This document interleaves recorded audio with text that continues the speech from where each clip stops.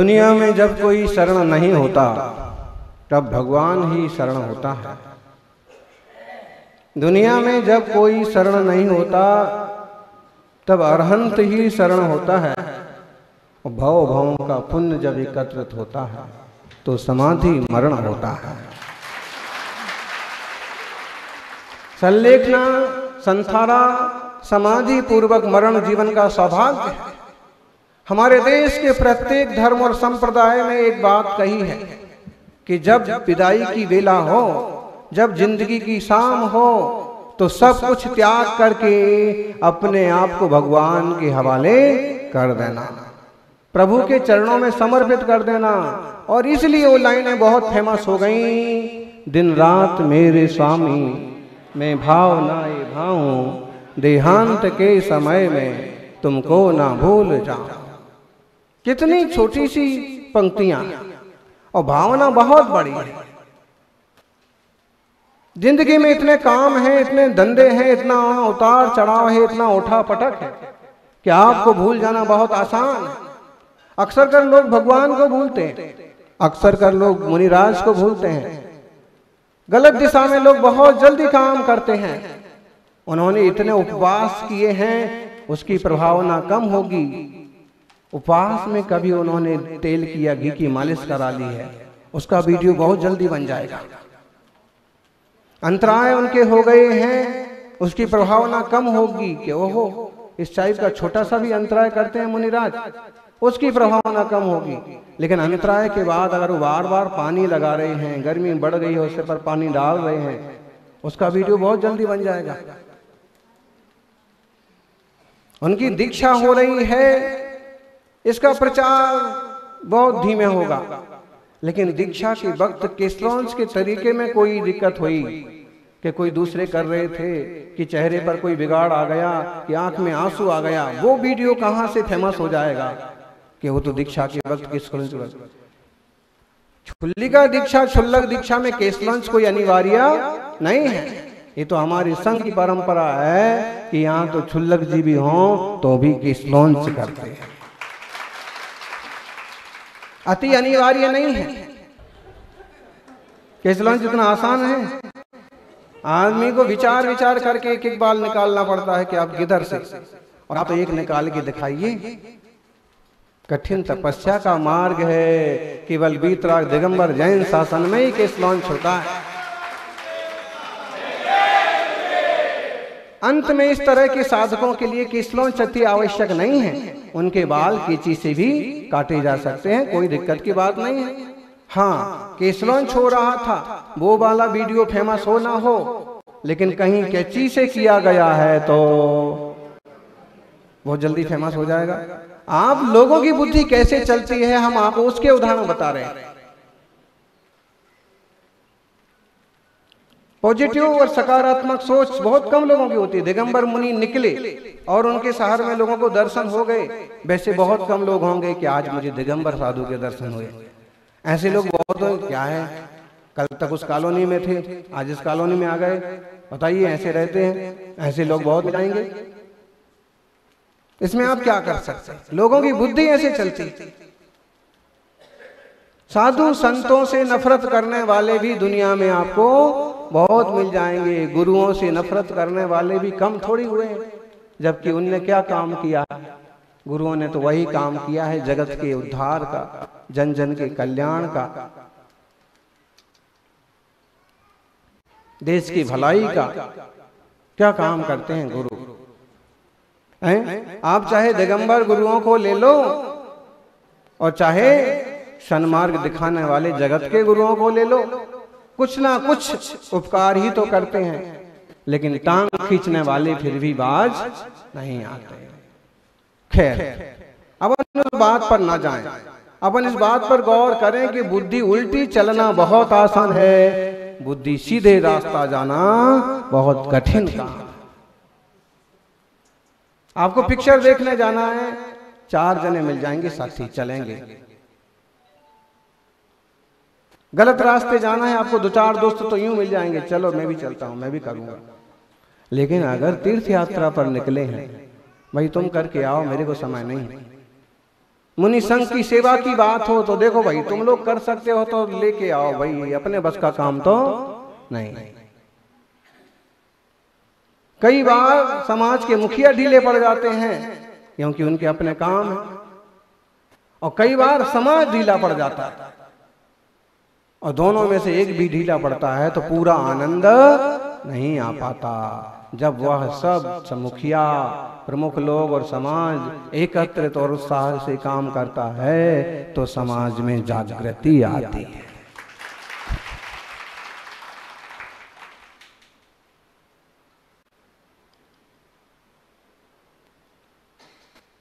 सौभाग्य है कि सन्मार्ग पर चलने और चलाने वाले साधक आज उपलब्ध हो रहे हैं। घर आ जाना बहुत आसान होता है, लेकिन घर से निकल के तपस्या के रास्ता चलना बहुत कठिन काम होता है। नीचे धकेलने वाले बहुत मिल जाएंगे, लेकिन हाथ दे के ऊपर खींचने वाले लोग बहुत कम मिलते हैं। अपन परस्पर सहयोगी बने, उपकारी बने, और चाहे वह रोजमर्रा की धर्म की दैनिक चर्या और क्रिया हो, और चाहे वह मोक्ष मार्ग में बढ़ने वाले लोगों की साधना। आप जागृतिमती माता जी के उस परिवार को धन्यवाद दो कि उस माँ ने बच्चों को, बेटियों को ऐसे संस्कार दिए कि आपस में तो मिलजुल के रहते ही हैं, लेकिन इतना समझते हैं कि माँ जिस रास्ते जा रही हो रास्ता भी गलत नहीं है। अब जब डॉक्टर कह ही रहे हैं कि 6-8 घंटे भी नहीं निकलेंगे, रात भी नहीं निकलेगी, ऐसे में क्यों जिद करना कि घर ही चलो, घर में रहो, जो होगा घर में होगा। इतनी बुद्धिमानी रखी कि जब अंदाज भी पड़ गया है, उनकी भावनाएं भी स्पष्ट हैं, तो क्यों ना भगवान के चरणों में गुरु के मुख से नमोकार मंत्र सुन करके जिंदगी की शाम पूरी की जाए। बिलखते चिलखते उठा पटक करते जिंदगी बीत गई है। इसीलिए हम कहते हैं, गुरुजनों से प्रार्थना करते हैं भगवान से, उजाले अपनी यादों के हमारे साथ रहने दो। उजाले अपनी यादों के हमारे साथ रहने दो, न जाने जिंदगी की किस डगर पर शाम हो जाए। ये लाइनें आपको भी आती हैं?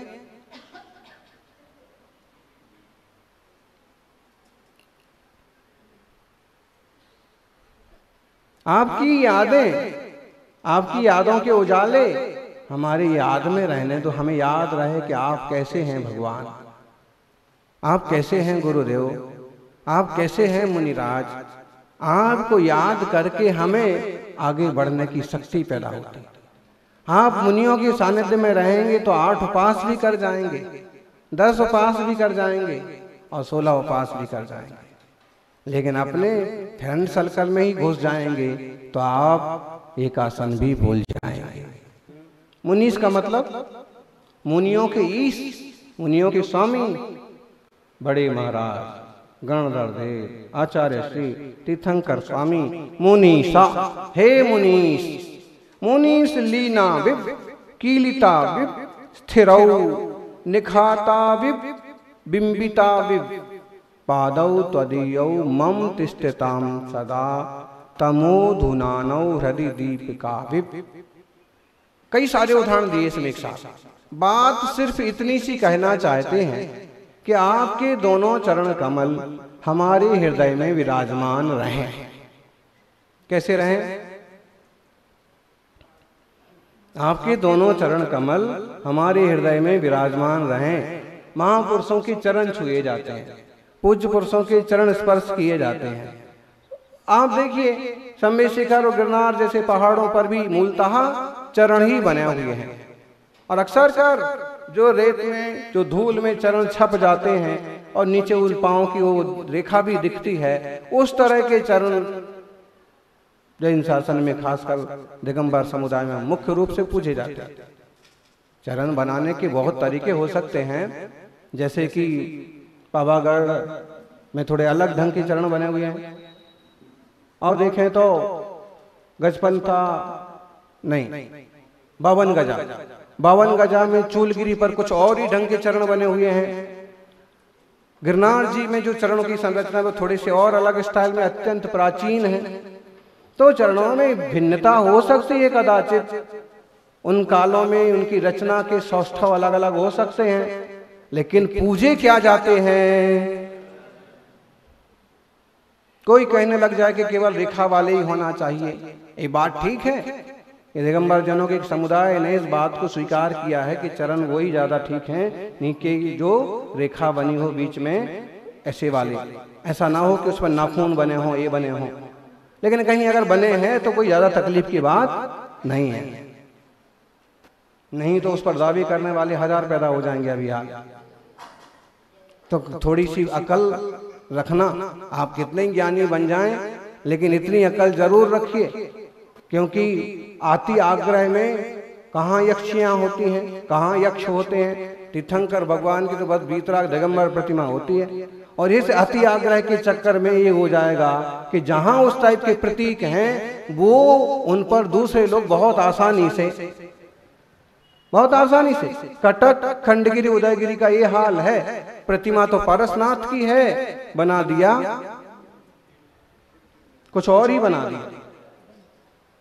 तो इसलिए आग्रही नहीं बनना, आग्रह सिर्फ वीतरागता का, सम्य दर्शन का, मोक्ष मार्ग का तो होना, लेकिन आग्रह के साथ अनेकांत की बुद्धि भी बहुत जरूरी है। मुनियों का यही रूप होता है, जिनेश्वर का यह रूप होता है, यह मार्ग ही उत्तम है। ये हमारे श्रावकों का ऐसा उत्तम आचरण ही श्रेष्ठ है। ये आग्रह तो होना, लेकिन आग्रहों के साथ कहीं समय के अनुसार सूझबूझ भी जरूरी है।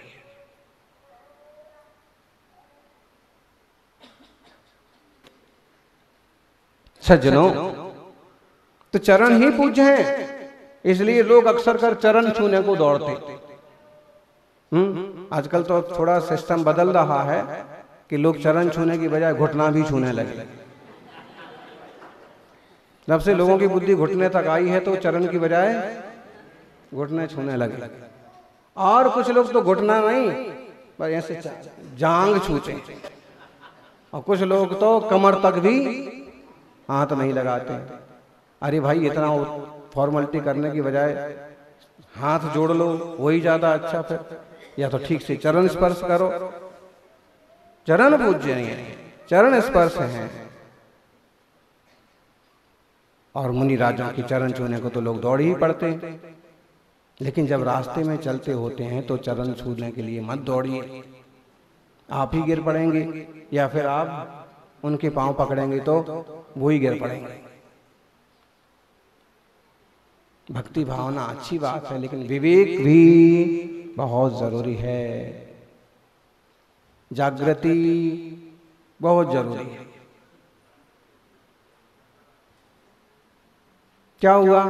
दोनों चरण आपके हमारे हृदय में कैसे रहें? देखिए, आप जिनके पास भी द्वातरंसति का आकार 4 नंबर का श्लोक हो वो देखें। उसमें कहा है, कहना सिर्फ इतना है, पादौ त्वदीयौ मम हृदि तिष्ठताम सदा। आपके दोनों चरण कमल मेरे हृदय में विराजमान रहें। वो कैसे रहें, किस तरह से रहें, उसके लिए 4-5 उदाहरण दे डाले। लीना विव, लीन के समान। लीन के समान मतलब लीन हो गए, एक में एक हो गए जैसे। तो मेरा हृदय अलग और आपके चरण अलग, ऐसा नहीं, लीन हो गए हैं, हृदय में ही आप बसे हैं, जम गए हैं, रम गए, लीना में। दूसरा लिया है स्थिर, स्थिर, हिलते ही नहीं है ऐसे। फिर निखाता विव, खोदे गए हों। गौर किया आपने? पता नहीं 2000-3000 साल, कितनी हजार साल पुरानी प्रतिमाएं गिरनार के पहाड़ पर खोदी हुई हैं। लोगों ने और सारी चीजें तो रंग ली, कब्जे कर लिए, लेकिन 2-3 जगह आज भी पहाड़ पर ऐसे आउटसाइड में प्रतिमाएं खोदी हुई हैं कि वहां तक हाथ ही ना पहुंचे, आदमी ना पहुंचे। खुदी हैं। तो जैसे पहाड़ पर प्रतिमा खोद दी गई, चरण खोद दिए गए, वैसे आपके चरण मेरे हृदय पर खुद जाएं। बोलो अगर आपके हृदय पर खोद दिए जाएंगे तो क्या होगा? डैमेज हो जाएगा। ऐसे नहीं समझना। वास्तव में दिल जब दुनिया को देते हैं, दिल जब दुनिया को सौंपते हैं, हार्ट जब दुनिया को सौंपते हैं तो हार्ट अटैक होता है, और हार्ट जब भगवान को सौंपते हैं तो हार्ट हैप्पीनेस होता है। दुनियादारी में इतने क्लेश हो जाते हैं कि आपके हार्ट में चोक पैदा हो जाते हैं, अवरोध पैदा हो जाते हैं, टेंशन में, तनाव में, राग में, द्वेष में। और जब हम भगवान से जुड़ते हैं तो एकदम आह्लाद का, आनंद का जीवन बनता है। और अगर कोई क्लॉट अभी गए हों तो वो भी फ्लॉट हो जाते हैं, निकल जाते हैं।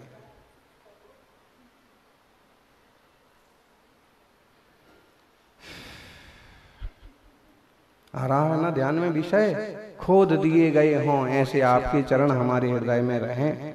बिंबिता विव, दर्पण में जैसे एकदम बिंबित होते हैं ऐसे दिखें। और कैसे? अंधकार को नष्ट करने वाले दीपक के समान दोनों चरण कमल हमारे हृदय में विराजमान हो। यानी इस तरह की मंगलमय भावना हो, इस तरह से भगवान के चरणों का ध्यान करो, इस तरह से भगवान का ध्यान करो।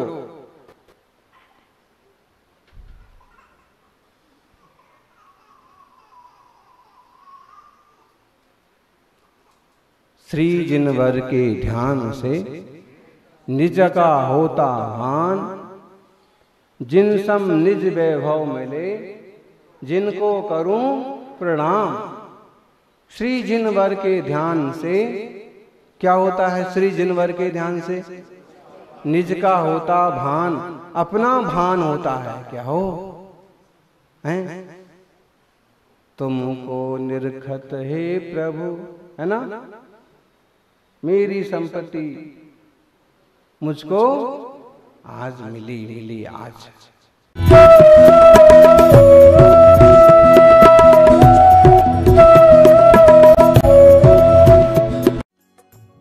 इस कार्यक्रम के पुण्यार्चक थे श्री दिगंबर जैन मुनि संघ प्रबंध समिति, रजिस्टर्ड, पार्श्वनाथ भवन, नाटाड़ियों का रास्ता, जयपुर, राजस्थान।